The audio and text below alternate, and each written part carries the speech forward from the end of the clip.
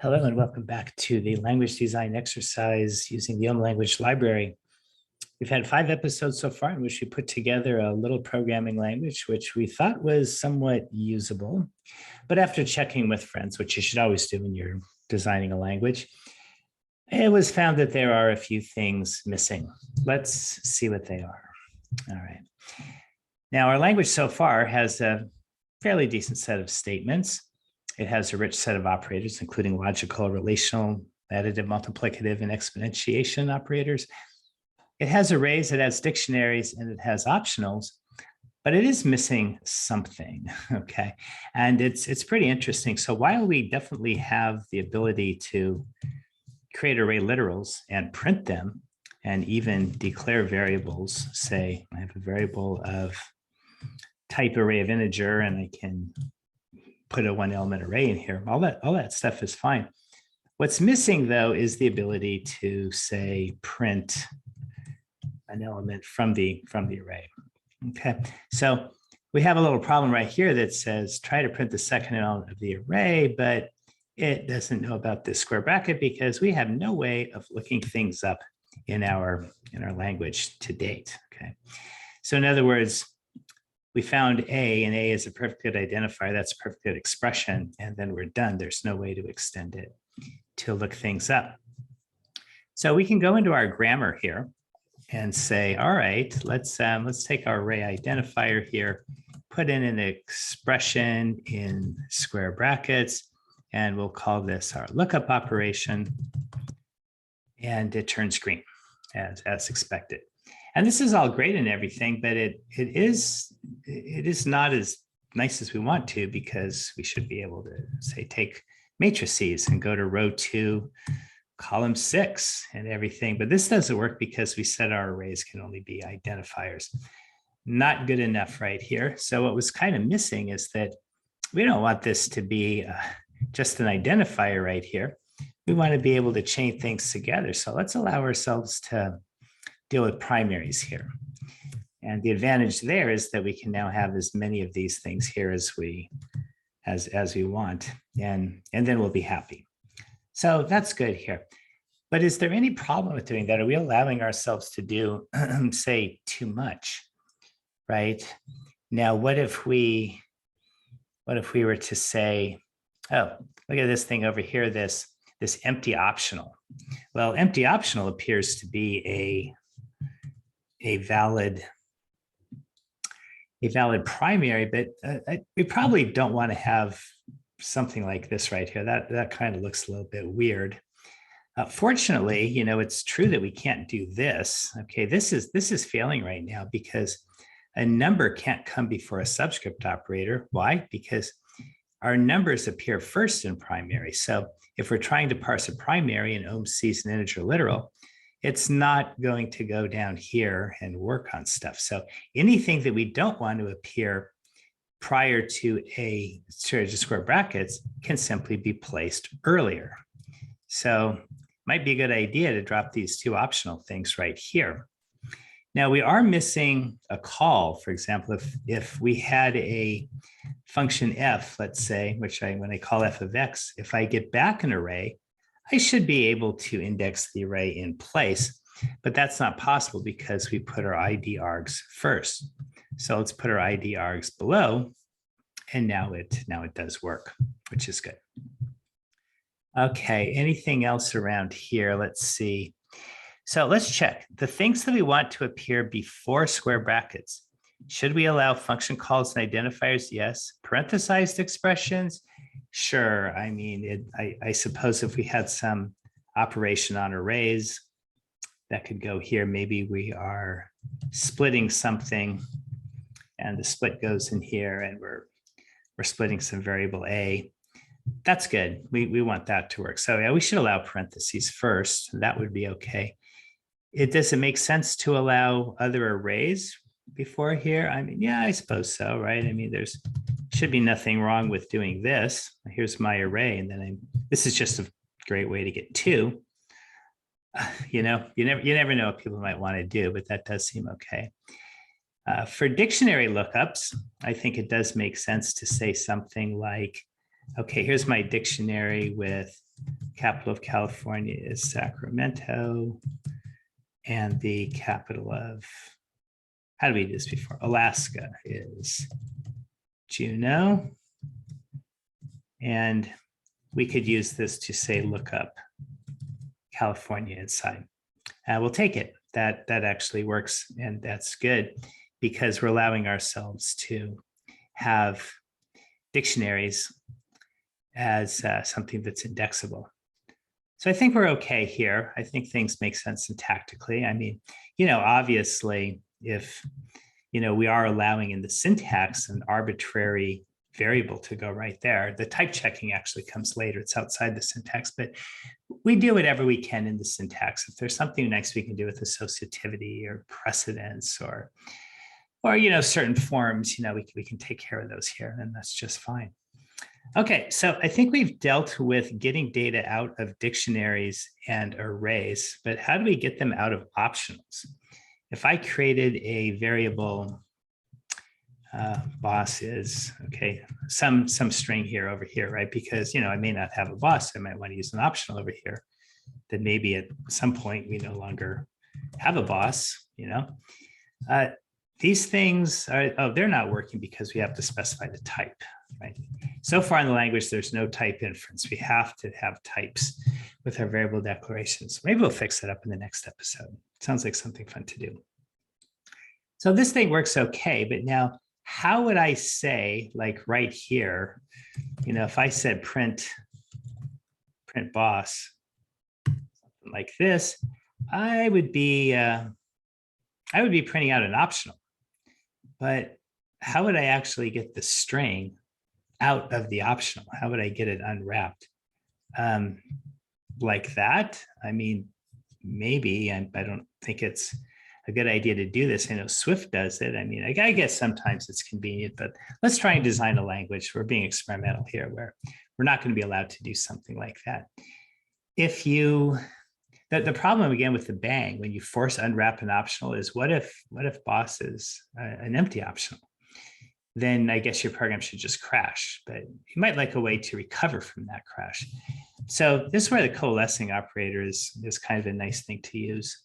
You can just say, all right, well, I'll print the value of boss with the question mark after. And what that means is it means go ahead and unwrap boss.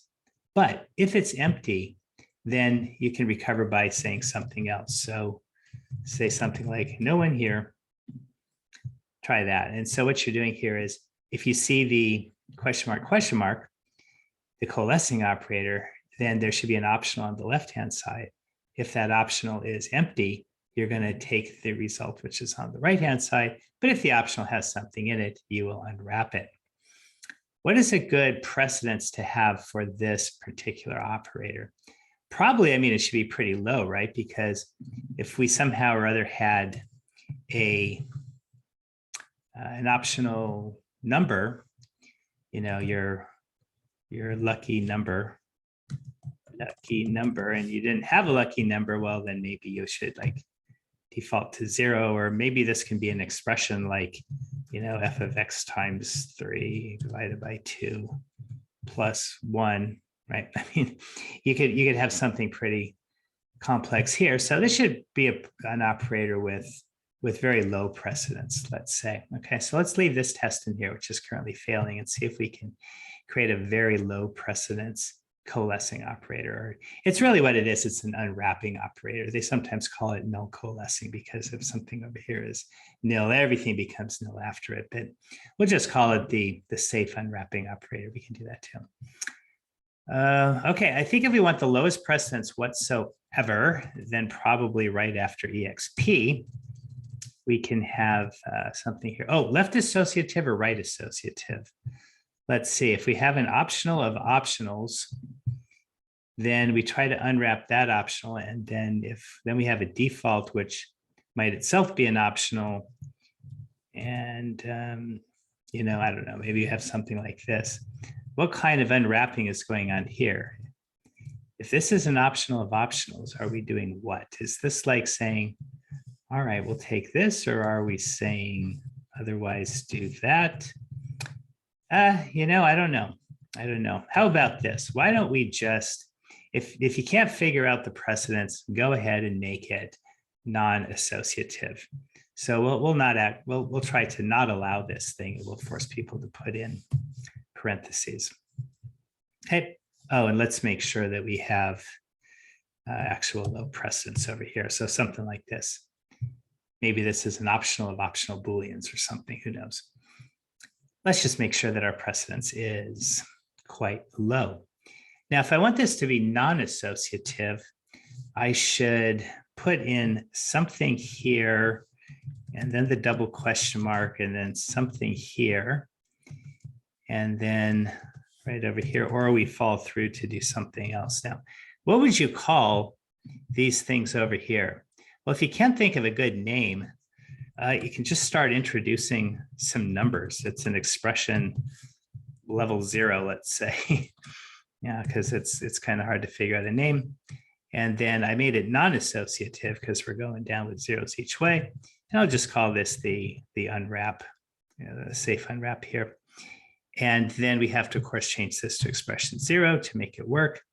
And now things pass. So this is nice right here. We have our safe unwrapping. What else might we try over here?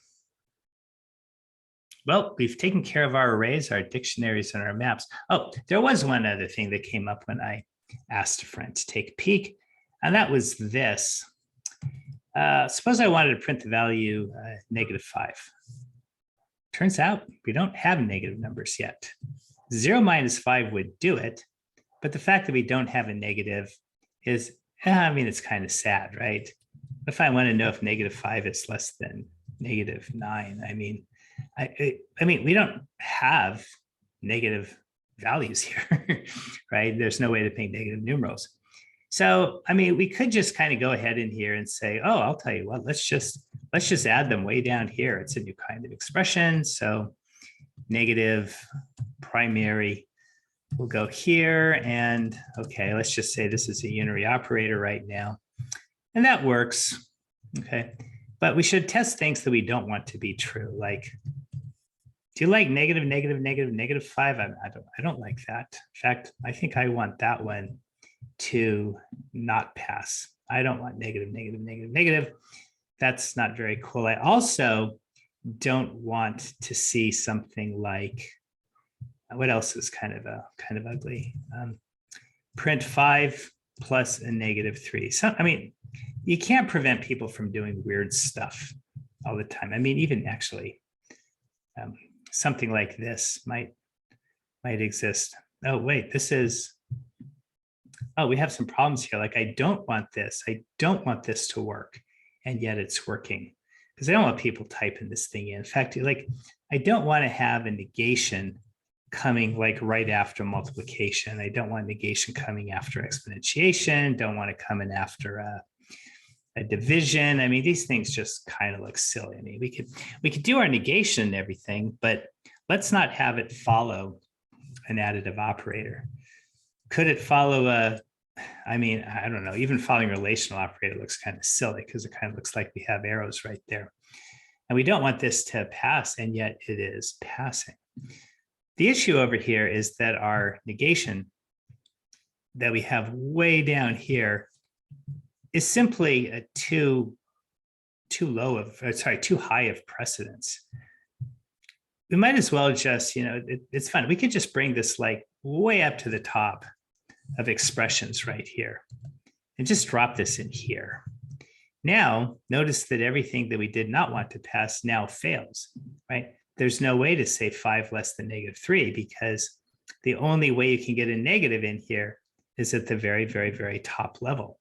And this is kind of nice in a way, because if you think about expressions like -2 squared, which we don't want to pass and properly fails, once we have this -2, we're done with the expression. The problem with something like this, I mean, it's well known, is that are you trying to square -2 to get 4? Or do you want this to work? I mean, the precedence is kind of unclear, and different languages do it different ways. This would be -4. Python makes this -4. So we're going to follow JavaScript here and wisely just reject this. And the way we reject it is by making sure that although we have negative primary is the way to go, we're going to give it an extremely, extremely high precedence. Now we can still, if we wanted to make this a passing test, we can always remember we've always allowed ourselves to use parens. So this is passable and this is passable. So we can use negative numbers wherever we want. We just have to over parenthesize. And this is one way of designing a language to tell users that they just have to use a lot of parens. We're not going to make any guesses as to their, their press. We're not going to guess. We're not going to impose on them any particular precedence level. We're going to force them to use parens, which I think is fine. All right. Now we have a bunch of passing tests. We could probably do the same thing for the logical not, which we don't have either. We have ands and ors, but we don't have a not. Let's drop in a not right here. Oh, here I go again. I forgot to test first. Let's make a new test over here. We'll see. Print, let's see, not X and Y. Now, that's failing, right? I mean, for the same reason that we want people to put parentheses in there, because sometimes it's going to be a little bit confusing. And we have a test that passes. So we've added ands and ors, and we've added ways to look up things from dictionaries and look up things from arrays. And we have a way to unwrap optionals. So that's the end of this episode. I think what's left is a little bit of type inference and a little bit of concurrency. And then we're going to see how we can take all of this stuff out of the OM editor and put it into actual real command line app that does some checking within a larger app. And then we're going to see how to process these concrete syntax trees right here, say to build abstract syntax trees, and how to embed our language into a compiler. Because part of language design is, syntax is only part of language design. There's much more to it. I mean, we need to check out that our semantics actually make sense. Sometimes you start looking at your language and you try to analyze it. And you try to say, can I actually translate this as something else? And you realize you can't do it. And at that point you say, ooh, that's still a problem. It's like back to the drawing board. But the OM editor is a good place to start. And that's why the first few episodes are using it. So next up is type inference and concurrency. See you in the next one. Bye.